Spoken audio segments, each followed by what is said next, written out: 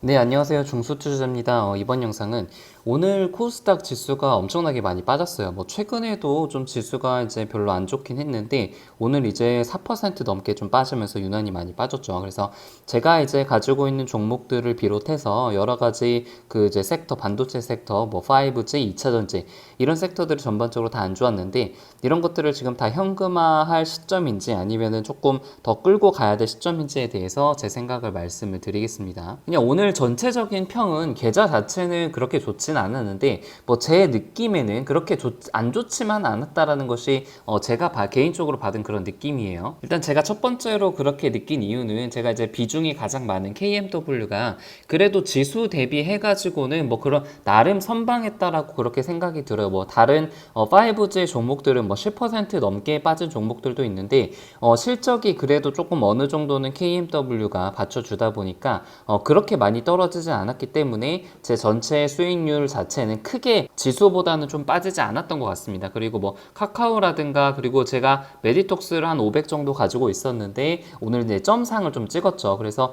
이게 아마 내일도 이제 상한가까지 갈지는 잘 모르겠는데 1차적인 목표가는 한 20만 원 후반대에서 한 30만 원 정도로 좀 보고 있고 이 정도까지 오게 된다면은 좀 이제 물량을 조금 정리할 그럴 생각으로 가지고 있습니다.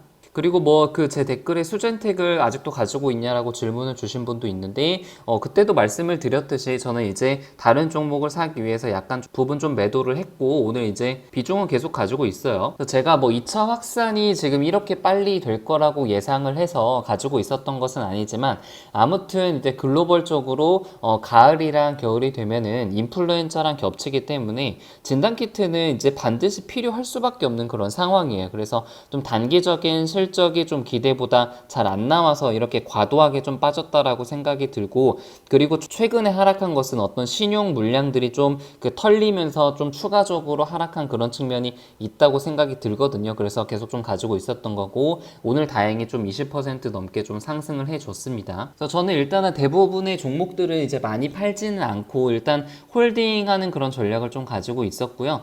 실적을 좀 믿어보자. 5G가 이제 딜레이가 투자가 다시 또 딜레이가 되지 않을까라는 그런 우려감 때문에 이렇게 지금 또 오늘 많이 떨어졌는데 일단은 좀 3분기, 4분기 실적을 믿어보자는 그런 생각으로 오늘 이제 팔진 않았습니다. 이제 5G 종목 내에서도 몇몇 종목들은 10% 넘게 좀 굉장히 많이 빠졌어요.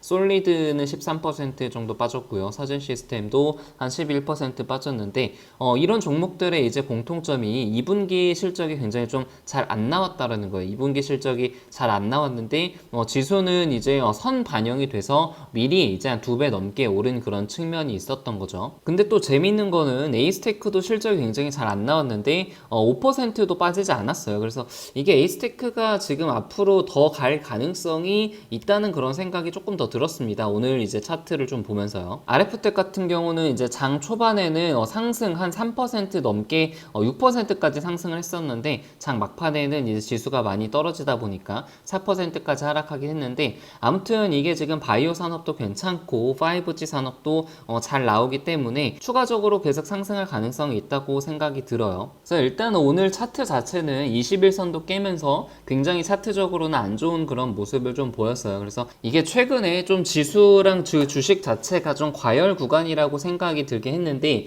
이런 과열 구간이 코로나 2차 확산에 대한 그런 우려감들이 퍼지면서 오늘 급락 장세로 좀 나타난 것 같고 일단 1차적인 지지선 자체는 61선이죠. 61선이 아래서 올라오고 있기 때문에 여기서 지지를 받을 것인데 앞으로 그러면은 어떻게 될 것인지가 더 중요한 것 같아요. 앞으로 이제 추가적인 악재가 어떤 악재들이 나올지 생각을 해보면은 현재 미국에서도 확진자 수가 한 7만 명대까지 계속해서 증가를 하고 있는데 이런 확진자 수가 10만 명을 넘거나 어떤 우리가 이제 대중들이 인식을 했을 때 이거 좀 심각하다라는 그런 이미지를 줄 정도의 확진자 수가 이제 늘어나게 되면은 지수 증시에 다시 한번 또 충격을 나타낼 수가 있고 그리고 2차 셧다운이 만약에 다시 진행이 된다면은 또다시 충격이 될 수가 있겠죠. 그래서 미국 같은 경우는 2차 셧다운은 하지 않겠다 그런 얘기도 있었는데 사실상 하반기 이제 겨울이 되면은 코로나가 더 많이 퍼지게 될 가능성도 있거든요. 그렇게 되면은 2차 셧다운에 대한 논의가 분명히 나올 가능성이 있고 그러면은 지수가 다시 안 좋아질 가능성도 있겠죠.